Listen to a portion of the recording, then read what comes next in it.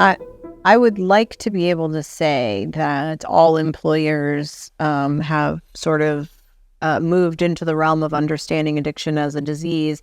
And I think that if they have a really solid human resources department, that there's probably some understanding, and a lot of businesses and corporations really do want to help employees get help from the disease of addiction. But there is still a stigma, and there is still some fear associated with getting treatment for addiction. However, that being said, people fear that if they go into treatment for addiction, they're going to lose their job.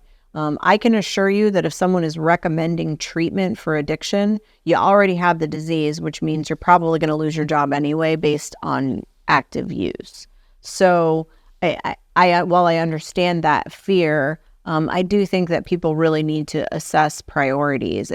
You could potentially lose your job for going to the hospital for too long for a heart problem, or staying out of work too long for, any illness. And while that's not ideal, and I certainly don't encourage employers to do that, it could happen.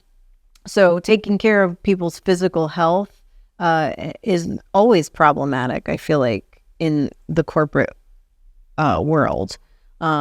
So yeah, there is that fear, but I also think that you could die if you don't go to treatment, and not dying should be more important than keeping a job, as far as I'm concerned.